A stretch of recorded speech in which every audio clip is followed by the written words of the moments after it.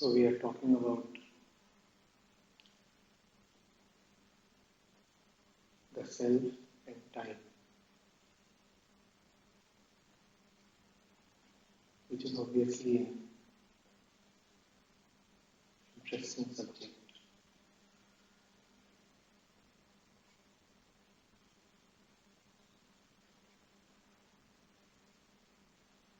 Isn't it amazing how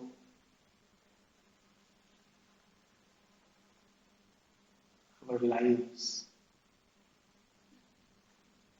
are in time, are governed, bounded and dictated by time.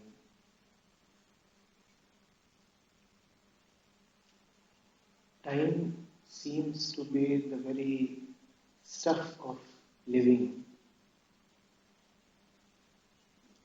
So much so that we take it as a given, as a reality, here as a truth.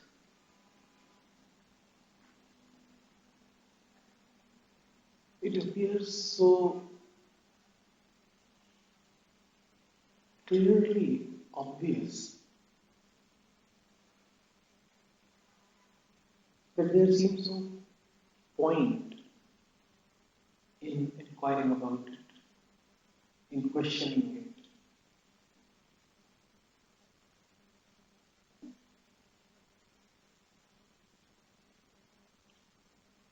Even in education, we express other quantities in terms of time.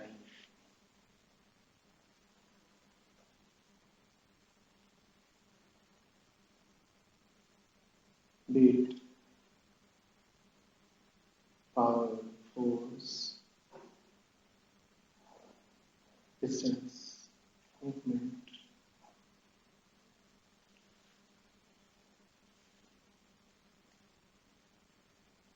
We calculate time. We express other things in terms of time. But rarely do we ask, what is time? We do ask, what is the time? But rarely do we ask, what is time?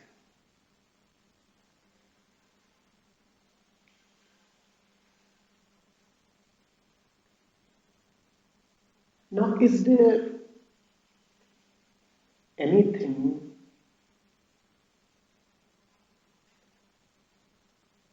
that the mind does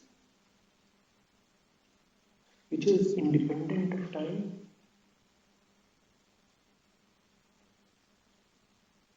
Let's take this very day.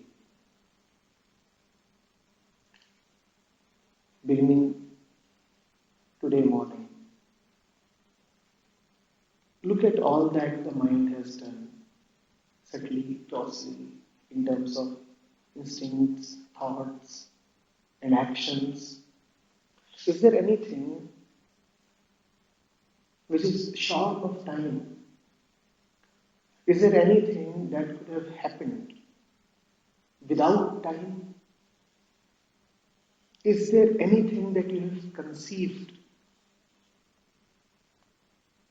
which does not depend on time? Is there any movement of the mind which cannot be expressed in terms of time?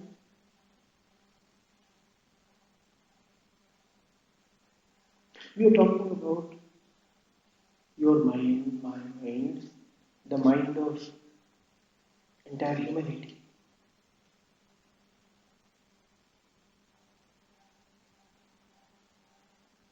Let me state the question again. Mind is a continuous movement. My question is there anything in this movement which is untouched by time. Is there anything in this movement which can happen without time? You think of something. Is the thought not in time? All thought is either of the past or of the future. It is either a memory or an imagination. Any ideation or conceptualization is always about objects.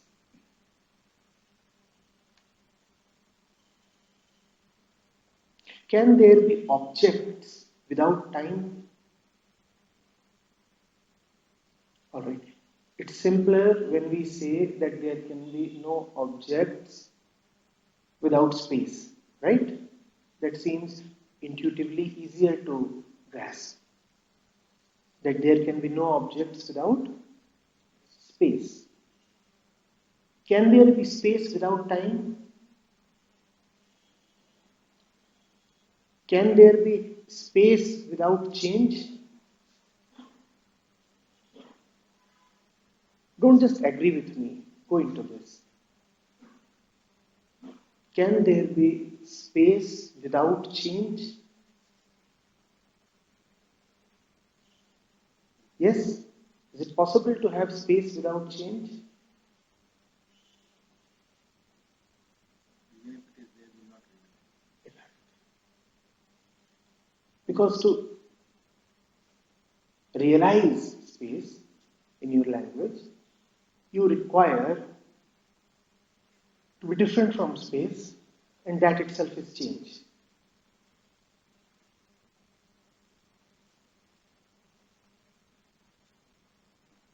If nothing changes at all, would there be time? I ask you again. Nothing changes at all, would there be time? And nothing includes thoughts. Nothing is not just gross material. Nothing includes thoughts. So if there is no movement in the mind, is there time? So all movement is time. All activity of the mind is time. Please understand this. It's mathematical to an extent. And mathematics is beautiful. Everything that happens in the brain can be expressed as a function of time. In fact, if you remove the time variable, it will be impossible to capture the activity of the mind and the brain, which these two we are using here interchangeably.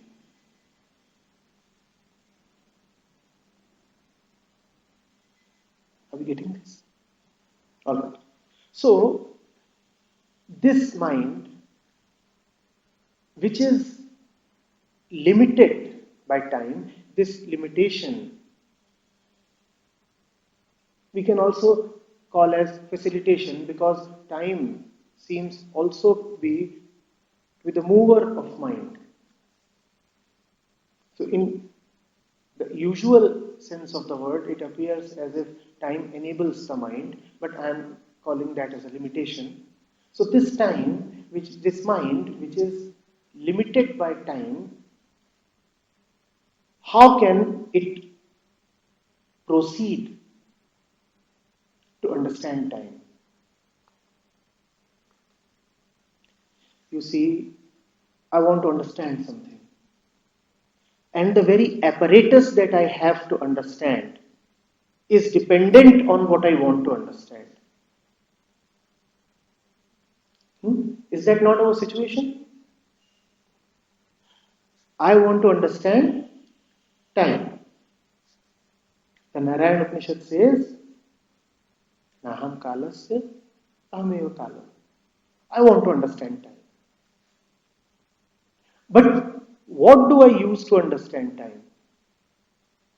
I use my mental faculty, my thinking process, or whatever I call it.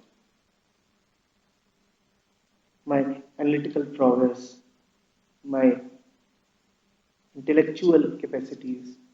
I use them to understand what is time. But whatever I will use, that too will be time. I am thinking about time, and the thought itself is time because there is no thinking without time. So instead of thinking about time, if we are sincere, won't it be better to go into thought itself? Please. Thought is time. Thought is not separate from time. To really know something, I must have a certain separation from it.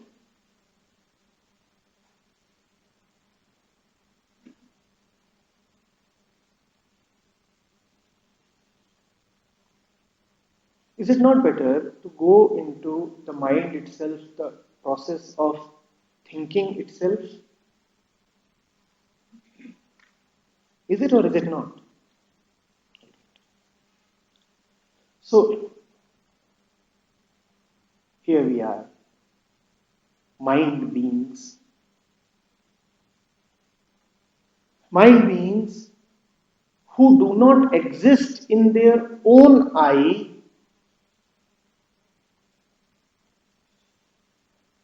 when they are deeply asleep,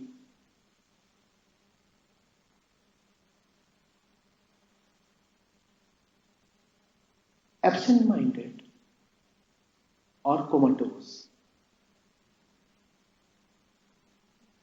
Please understand. Anybody here who can claim to exist even in his deep sleep? Anybody here who claims to be even when he is deep, deep in his sleep?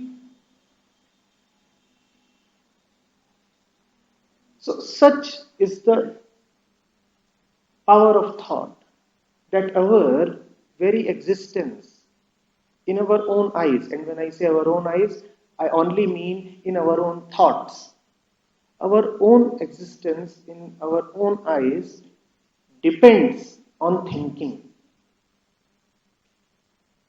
If the thinking mode of consciousness ceases, then we cease to exist. If the thinking mode of consciousness ceases, then we cease to exist. So the mind is thinking all the time, and we think as if we are thinking. But the fact is, without thinking, we do not exist. So is it not true that thought is thinking us? Let's go into it again. We say we are thinking. Now, had we as thinkers been separate from the thought, then we should have existed even without thinking. Take a simple example. You say you are running. But if you stop running, your common everyday experience is that you do not disappear. You say you are running. But if you stop running, you still find that you are. Grossly, materially. You do not disappear. But does the same thing apply to thinking? Do you exist even without thinking? With thought gone, where are you? With the cessation of mental activity, where are you? So you do not think. You do not think. Thought builds you up. Thought raises you up. Thought thinks you. You do not think. Nobody thinks. It is a fallacy of language to say, I am thinking.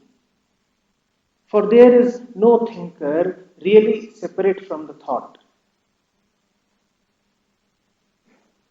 Hmm? So, whatever I am is happening in the mind. That is our situation. Whatever I am is happening in the mind. No such happening, no me.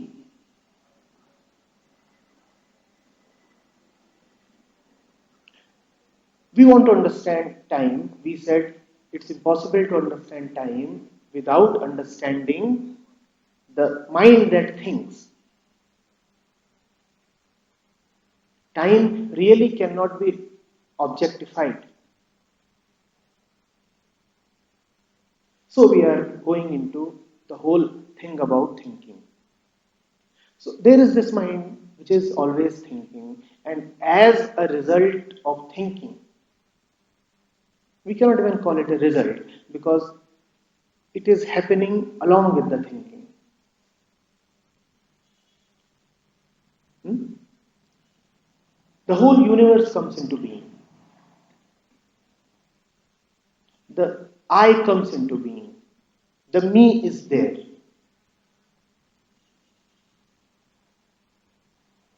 What do we think of?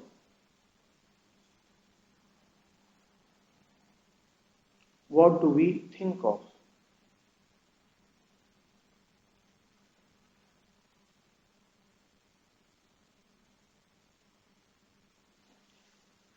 We are here, you and me. If you're really listening, can you think about what I'm saying?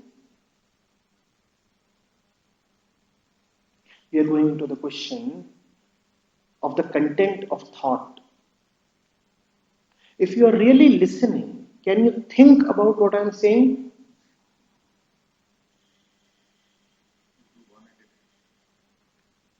If you think about what I'm saying, can you listen to me? Because this speaking is so much like life, a continuous flow. If you start thinking, you miss the flow. Is that not so? If you start pondering on what I said 5 seconds back, would you be present to what I'm saying right now? So, thinking, even if it appears to be about something at hand, is actually always about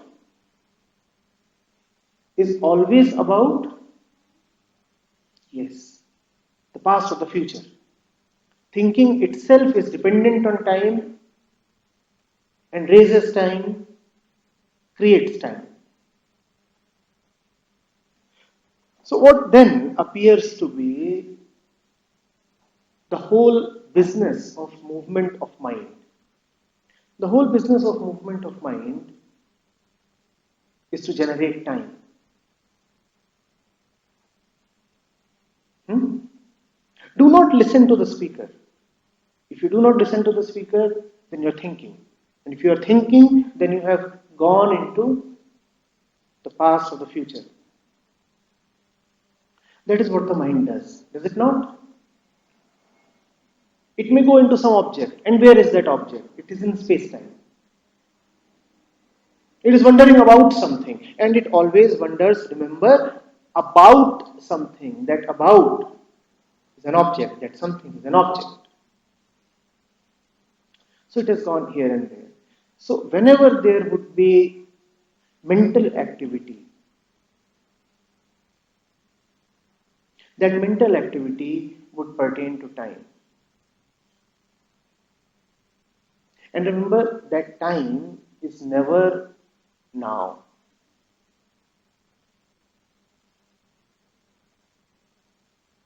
In fact, time is never now. Take this statement. Time is never now. Because time is always a little behind or a little ahead. Is that not so? So, time is never Now, all right. Now, what is real? What is happening? Is that now, as I am here in front of you, as you are, is that happening now, or is that too in the future? It is happening now. So, the truth is now. The truth is now. And time is never now. And if we combine these two statements, what do we get? Time is not the truth. Time is not the. Time is not the. Alright, alright. But what does the mind tell us all the time? What does the mind tell us all the time? That there is only time. Can the mind tell you anything which does not involve time? I'm going back to the question that I've repeated 5 times today. So the mind keeps telling you that time is the mind keeps telling you that time is the mind may tell you anything. Could be talking about the tree, it could be talking about the traffic, it could be talking about your parents, your family, your career. But whatever the mind is talking, the essence of that object is always time. So the mind says A, and A is a function of time. Alright? The mind is in different mood. So the mind says B, and B too is a function of time. So the mind is very interested in maintaining time. The mind would collapse the moment time ceases.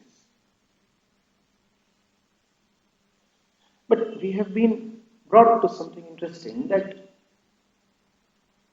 time is never the present. The present means that which is, and time in that sense never really is. Okay. This is when the Rishi of the Upanishad is moved to declare with a roar, Naham Kalas. Time is a tyrant. Time dominates you. Time dominates you through mind. Every cell of the brain is an evolutionary product and is hence steeped in time. So you are always compelled to operate in time. Do you know what that means, to operate in time? It means to take yourself as a product of the past and as an entity that is constantly moving into the future and hence must hope about a future, worry about a future, and build a future. And is that not the story of mankind? When you take yourself to be time, to be a product of time, then who are you? You are the body that was born, you are the name that was given to you, you are the religion that was given to you, you are the beliefs that were given to you, you are the relationships that came to you. And who are you? You are the one who keeps aspiring, hoping, worrying, becoming. becoming based on past and moving into the future.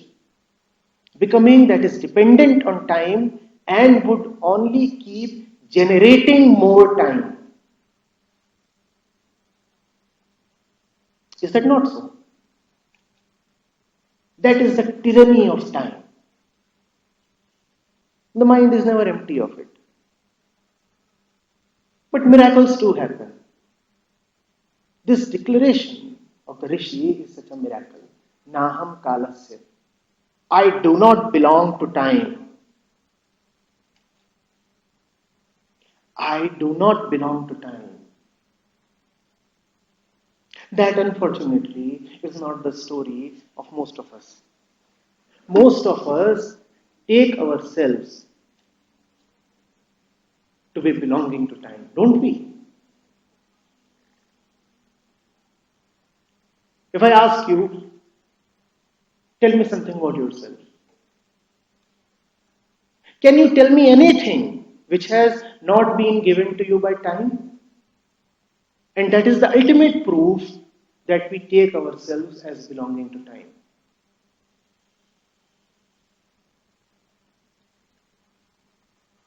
Go into this question. It is about your own life. If I ask you, who are you? Can you utter even one sentence independent of time? Your very identity is time bound and time given. It happened sometime in the past. And that happening is what you are now identified with. That is the deception and dictatorship of time. Are you getting it?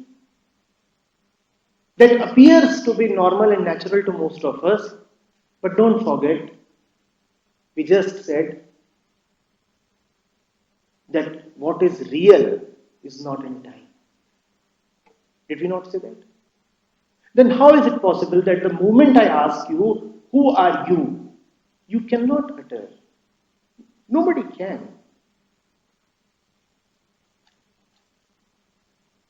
You cannot utter even one sentence which is not in time. You will say something about your body, and the body is a product of time.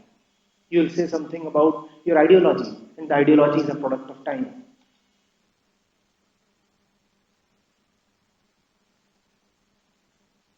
You will say something about religion.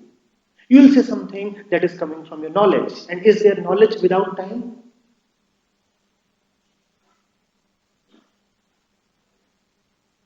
That is the grip. A really vice-like grip that time holds over us. We are nobody if there is no past.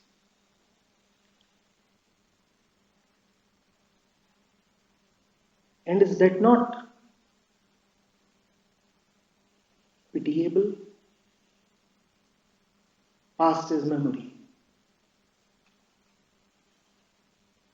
If by some incidents that memory is deleted, we would actually cease to exist in our own eyes.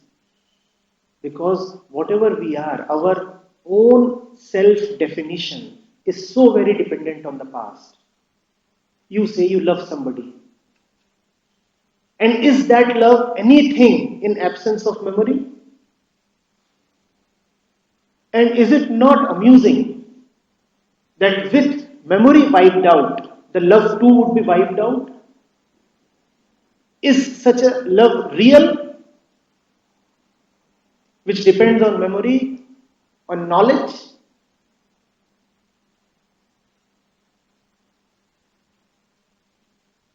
You say you're a wise man. You say you are realized. And would there be wisdom left if memory is gone?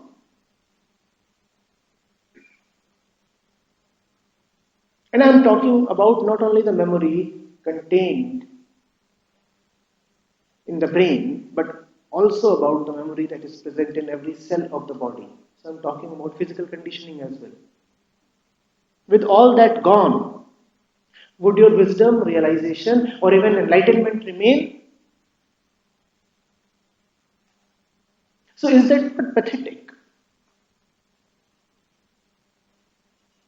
That what seems to be so dear to us, what seems to be the very essence of living, love, realization, even they are so very dependent on past identification and time. The Rishi does not like this at all. It is humiliating. He says, Naham Kalasya. It cannot be so that I allow my love to become a hostage of something as fickle, impermanent, and deceptive as time. Naham Kalasya. This is a statement of denial. And when it comes to bondage, to the bonded entity, to the one who is in chains, freedom always begins with a denial. Freedom always begins with a rebellion. A rebellion against your present situation. If you do not see most people rebelling, it is because they do not understand their present situation. It is impossible to really know how you are shackled and yet not to rebel. Anybody who comes to see the mess that he is in is bound to act. That action is a rebellion. The Rishi rebels. He says, Naham Kalasya. In these two words, the Rishi has negated and distanced himself from the entire flow of mankind, from all history and evolution, and from all becoming. He says, Naham Kalasya. Sorry, no past for me, and no future either. He is not yet saying whether there is a substitute. He is not yet coming up with a positive affirmation. He is just saying what he is not. He is not asserting what he is. And it is not really very important to assert what you are. What is far more important is to say what you are not. Why? Because you already are so much. And what you are is not very alright. Must I say that? No, I do not need to say that. That it is not alright is evidenced by all your movements, by all your efforts. Are we not always wanting to change? Are we not always striving to reach somewhere?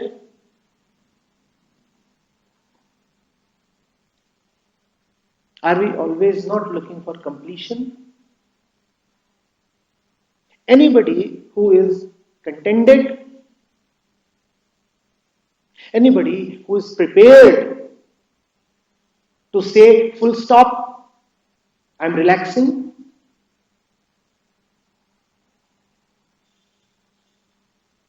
This constant urge to become, this constant itch to achieve, is the very proof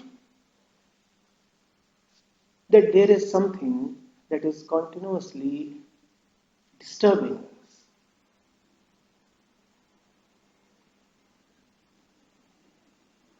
Eating us out. Like some hidden insect that is gnawing at us.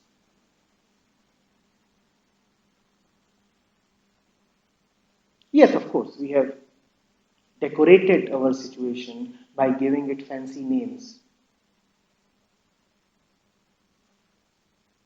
When somebody is afraid, terrified, and searching for security, and is searching for an identification, a being, a self in others' eyes, we call it ambition. We even praise that person. We say, look how ambitious he is. He will be a big achiever someday. We do not see that it is a disease.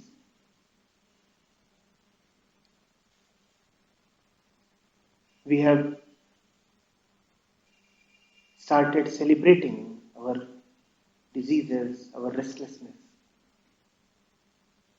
Nevertheless, the restlessness is there, always there.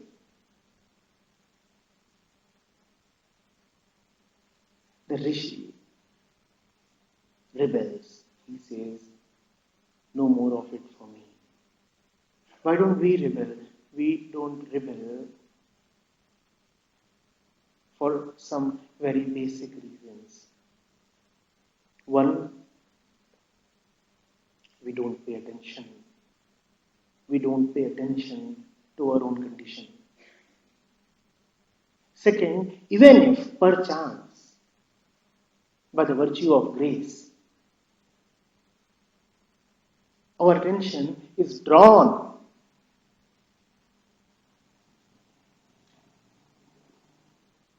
to the peculiarities of our condition,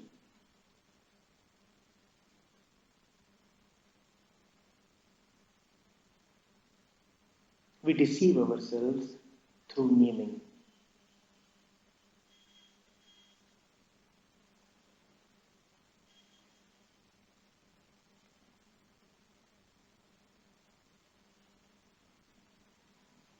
A man is suffering out of his conditioning. We say he is fulfilling his duty. Another man is suffering. We say, oh, he is just receiving the results of his past actions, karma.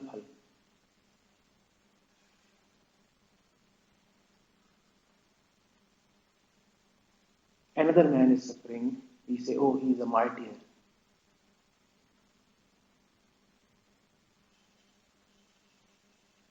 Another one is suffering. We say, oh, it has to be like this.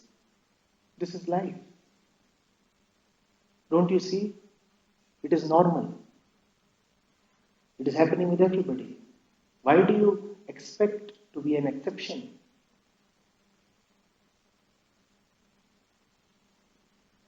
See how we deceive ourselves. Is there a worse enemy that we have?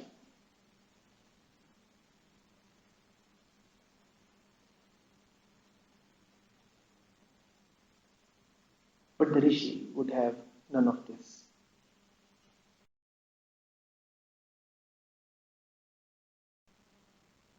He says, I'm opting out. Once he too was like the rest of us.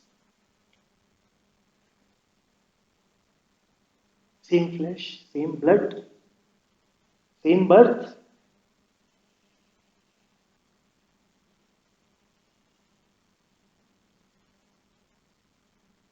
There is nothing extraordinary about him.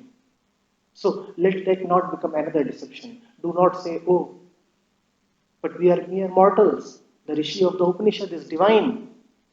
So how can we expect to match him? No. This argument is just another deception. The Rishi who utters these words is just another one like the rest of us. But he has a certain basic honesty. If he doesn't understand something, he doesn't say, oh, it's alright, it's normal, I know. If he doesn't understand, he stands like a child saying, I do not know, I yet do not know. He has the confidence as well as the humility to say that I do not know. Do we really know anything? Do we really know anything? But look at the audacity and the stupidity with which we go about living normally, business as usual, as if all is so very clear to us.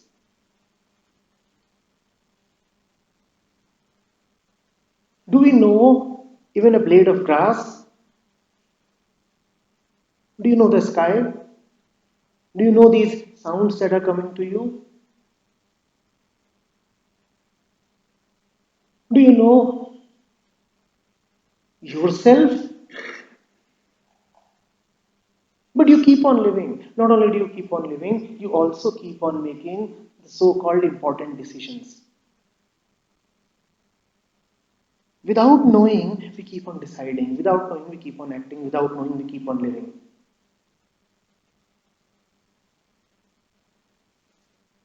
Have you seen a child, a kid? Have you seen how he insists if he does not know? Do you know why you live with a particular person? Do you know why you work at a particular place? Do you know why you are attracted to something? Do you know why you are studying? Do you know why you are saving? Do you know why you are afraid? Do you know why you tremble? Do you know why you are excited? Do you know why this is a weekend? We know nothing, yet when the weekend arrives, we are quick to hop to the mall. Are we not? Anybody who knows why he visits the malls? Anybody who knows why he waits for the movies? Anybody who knows why he must have kids?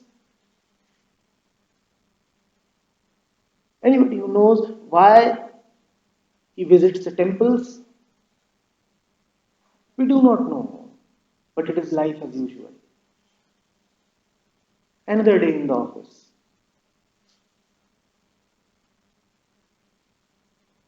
The Rishi would not dupe himself. He says, I do not know. I want to know. The moment you say, I do not know, knowing descends.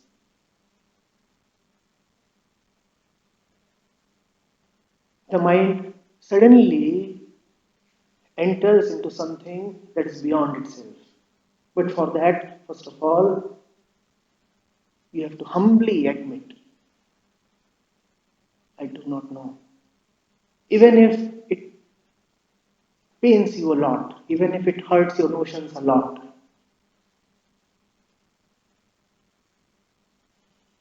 Why am I a Hindu or a Christian?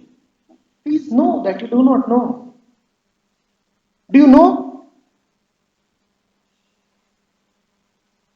What is this thing called God, based on which so much of my life operates?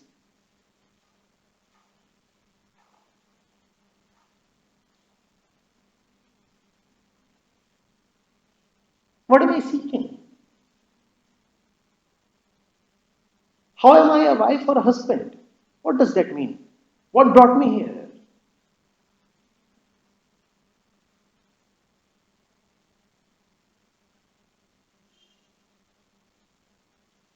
That is the only difference between the ones we call as ordinary human beings and the Rishi. He too has an ordinary life, but he wants to really know his ordinary life.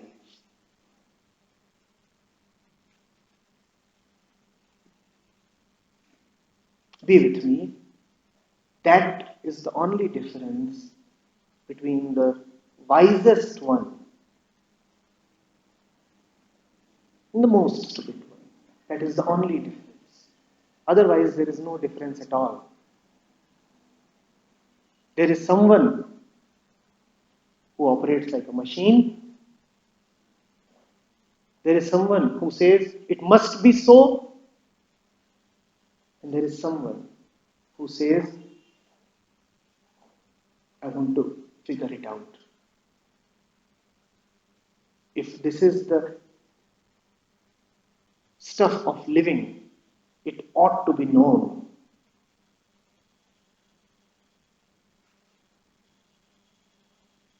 So the Rishi rebels. What does he rebel against? He rebels against the collective stupidity of entire mankind. The ignorance of one man is the ignorance of all. There is no mistake that you commit which has not been committed by somebody else earlier. There is no mistake that you commit that has not been committed by you earlier. The mind of one is the mind of all. So when the Rishi is rebelling against his personal bondage, he is actually rebelling against the bondage of entire mankind. And that is how he is useful to all of us. Because our bondages are the same. Hence, when one man rebels against his bondages, that is a rebellion against that which shackles the entire mankind's consciousness.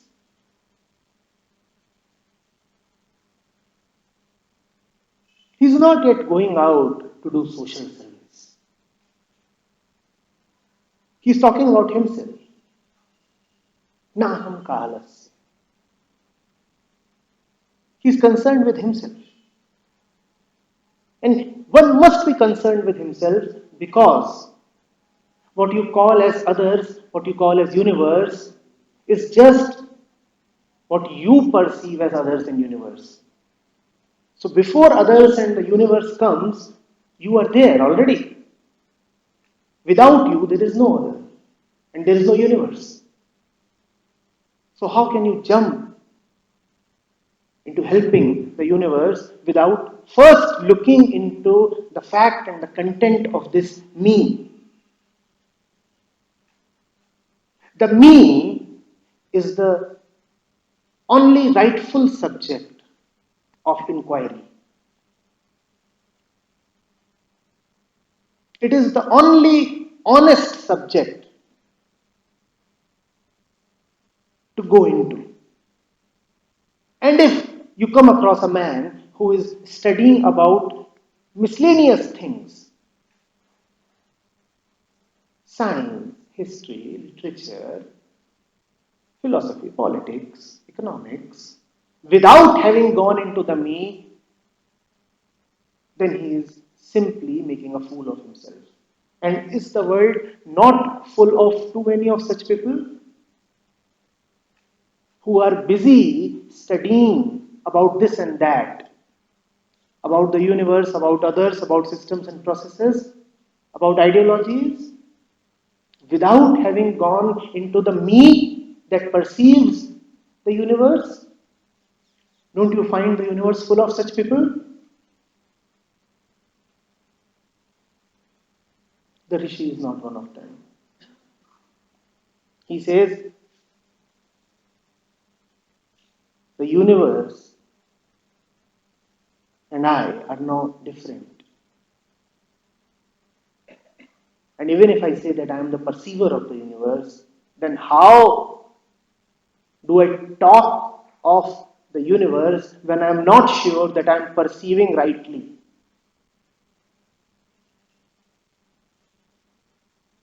My vision is blurred.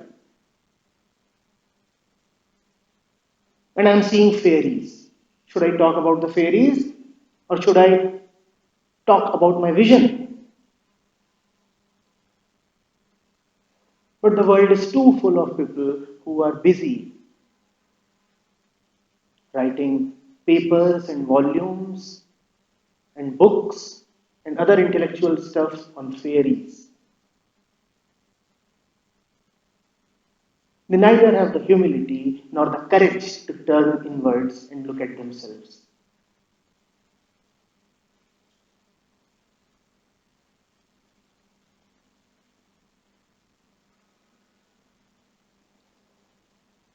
It would actually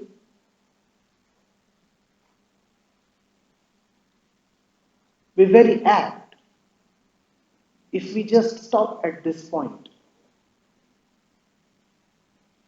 Now, hum kalasya. Nothing more needs to be said. A total negation, a total cleaning up is enough. It brings us to a clean emptiness. Nothing more is really required.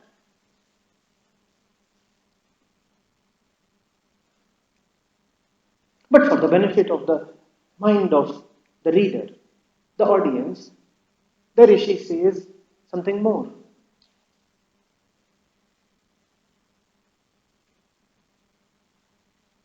We will briefly take it. The Rishi says, Ahmev hi kalam. Ahmev kalam.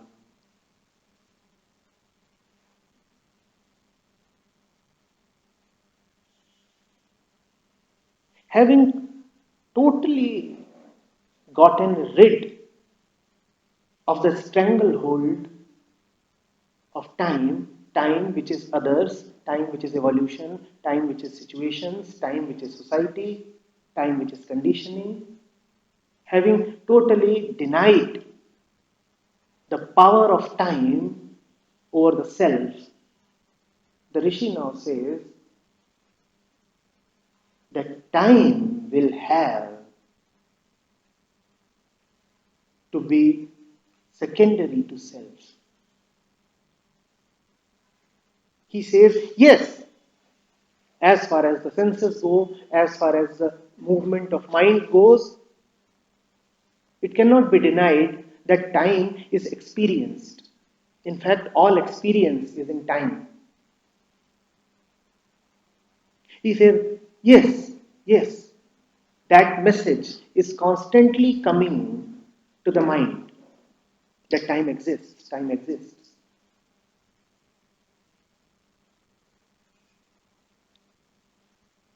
But time exists only at the periphery. Having detached myself from the periphery, I now sit at the center that rules the periphery, the center that owns the periphery, the center that gives birth to the periphery, the center that now has no reason to be afraid of the periphery. Ahmev Kala. I am time.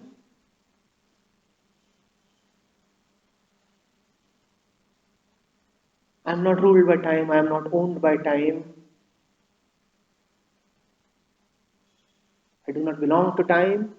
Time belongs to me. I am time.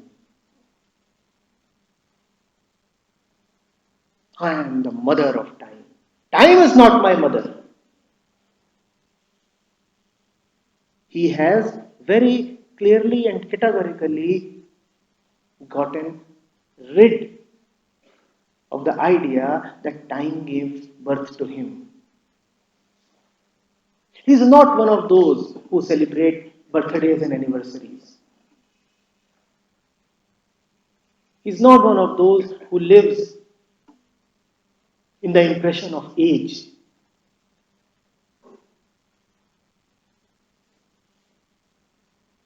He is not one of those who hence identifies himself with his parents and consequently his religion, caste, economic status, nationality, and the rest of it. Time is not my mother, not my father. I was not given birth. When I am, then time is.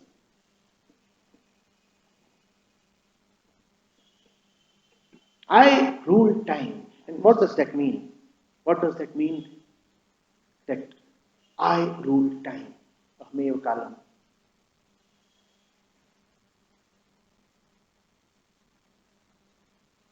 It means that whenever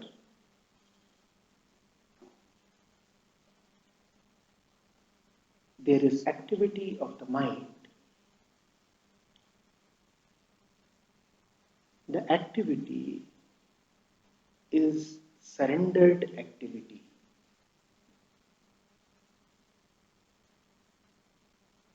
The activity is not claiming to be truth.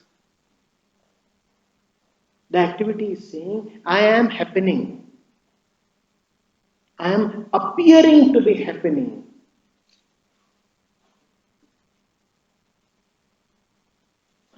But I know very well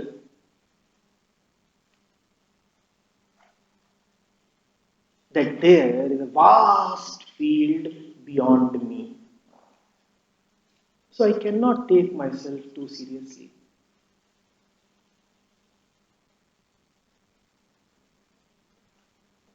So I cannot really feel like a doer, feel too responsible.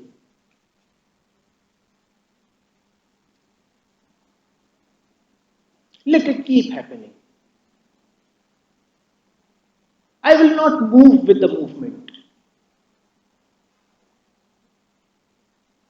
Happening means movement, thought means movement, mind means movement. And I have now known my nature, and that nature is of non movement. I will not move. I am the non moving center around which time keeps moving, around which events keep happening, around which somebody is running, somebody is driving, somebody is honking, somebody is being born, somebody is dying, somebody is climbing, somebody is falling. And all that drama is taking place all around me, but never upon me, never within me. I do not allow it to dominate me.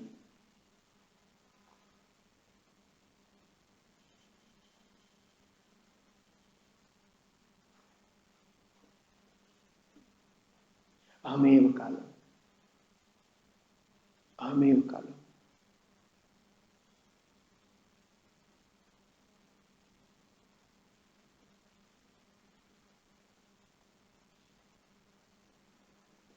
Now, even rebellion is not needed. Now, time is not an enemy. Now, the time is time. Time is a faithful friend.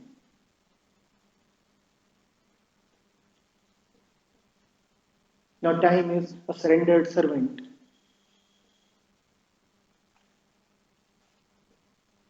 Now, time is a doting lover. You don't even need to deny it or negate it or rebel against it. Now, you can live peacefully. Now, you can actually live. And that brings us to something very beautiful. You know, the aim of all spirituality as coming from the same Rishi of the Upanishad is freedom from the fear of death. Freedom from death itself. A movement into non-death, a movement into immortality. A movement into complete fearlessness. And all fear is fundamentally the fear of elimination and hence the fear of death. When you are really living, that is when the fear of death is gone. How is the fear of death gone? The fear of death is gone with the concept of birth. Till the time you say that time is my mother, time will also be your assassin.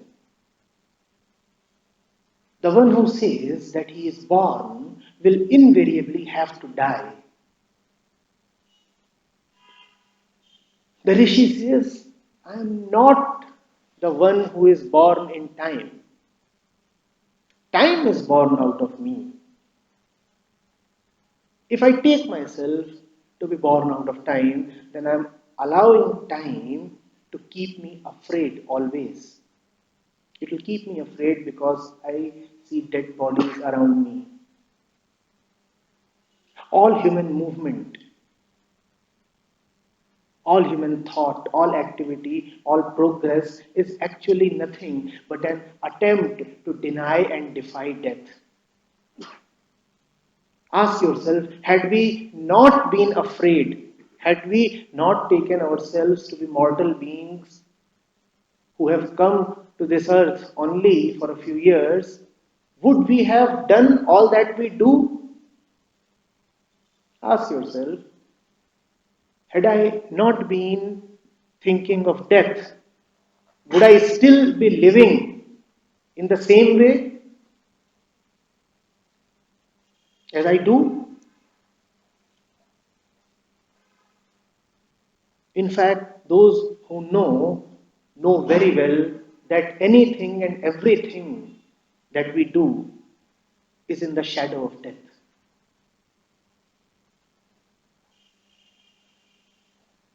Not only are our lamentations in death, but even our celebrations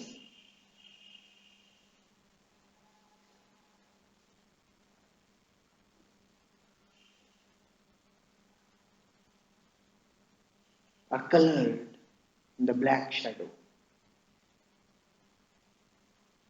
You may be laughing, but you very well know that death is lurking behind. And is that not the reason why the word Kal, which denotes time, also denotes death?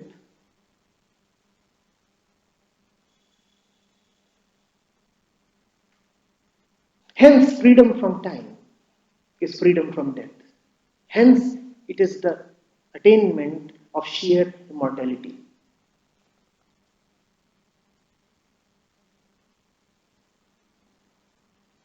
Immortality does not mean that you will continue to live for 1,000, 2,000, 10,000 years.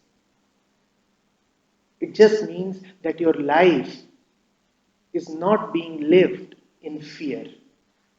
To live fearlessly is to be immortal. That is the only definition of immortality. To live fearlessly.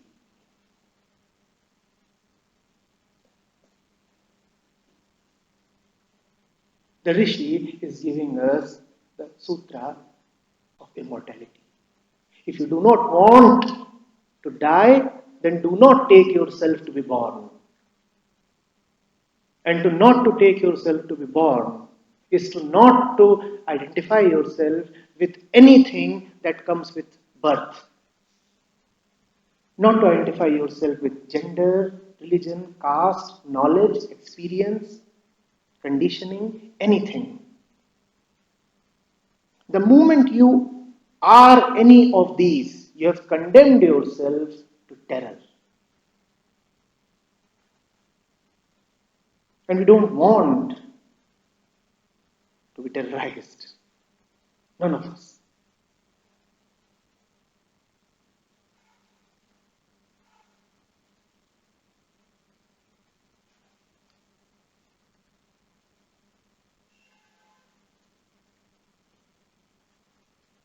I repeat. Anything and everything that is happening in time, which is By implication, anything and everything that is happening in the mind, because that was one of the first things that we said, that nothing can happen in the mind without time. Anything and everything that is happening in the mind has to be seen just as a happening in the mind which is just full of imported happenings. It is not to be taken as truth. It is to be taken with a pinch of salt. And if that does not suffice, with a little pepper as well.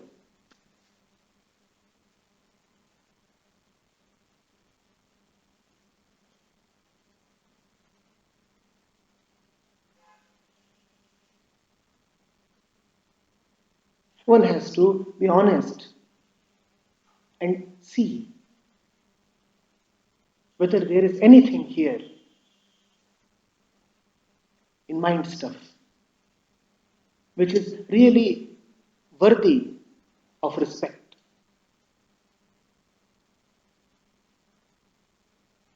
When you start seeing that there is nothing really worthy of respect here, then you drop your pretensions, then you drop your haughtiness.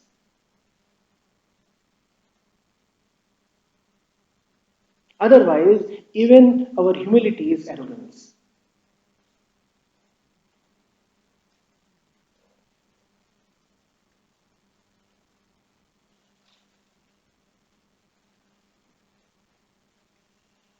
I now know it is just mental movement which is coming to me because of the machinery that I take myself to be. Let the mental movement be there. As long as it is known to be just mental movement, not the truth, not a compelling reality, just mental movement. What else? Just a mood swing.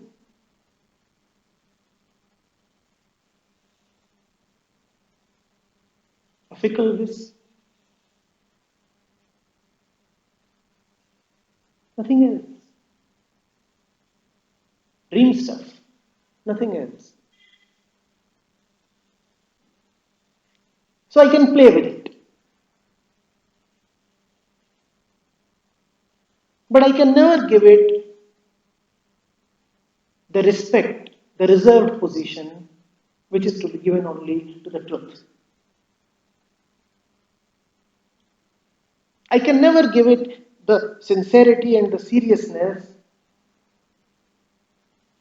which only the ultimate, the beyond, the living reality, the present deserves.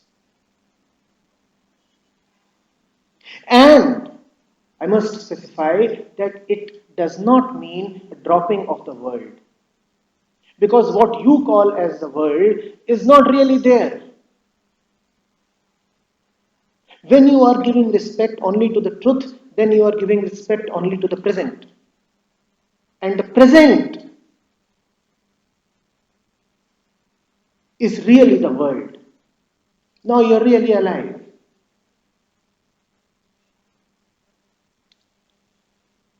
Now you are really responsive.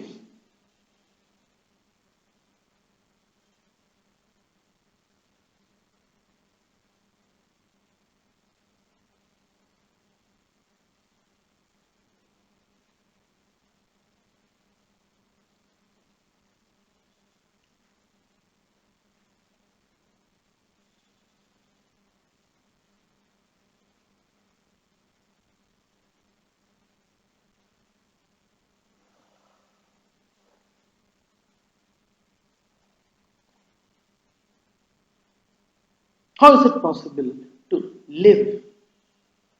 How is it possible to respond when you do not even know what is happening?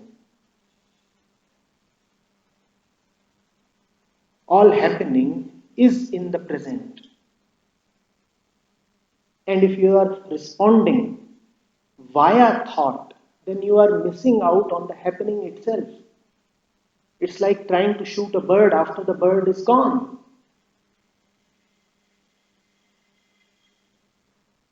It's like trying to spot a cloud when the cloud is no more there.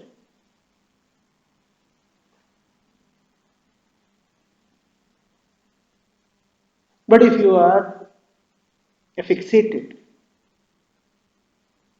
to thinking about the cloud rather than the cloud itself,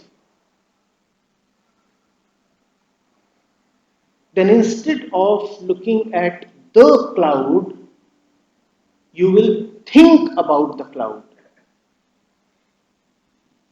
And hence you will miss the cloud, and hence you will miss the world.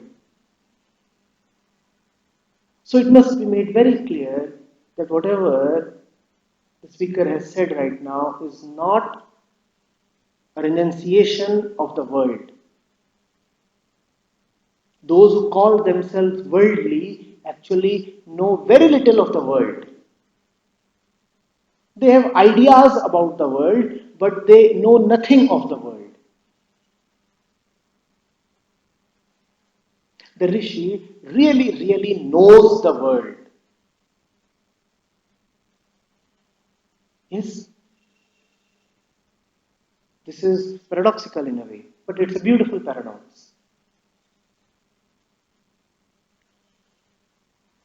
In denying what the world appears as, you come to that which the world really is. In denying life as it appears, you come to that which life really is. So if you are renouncing, you are renouncing only your illusions. And that is the real meaning of renunciation. Drop your stupidity. Are you getting it?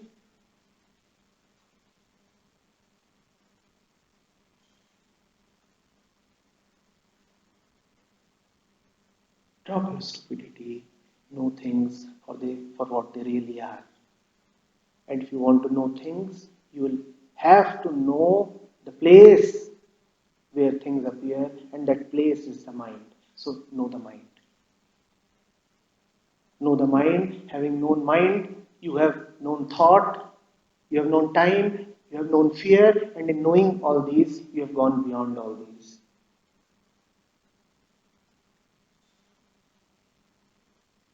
Ahmev Kalam.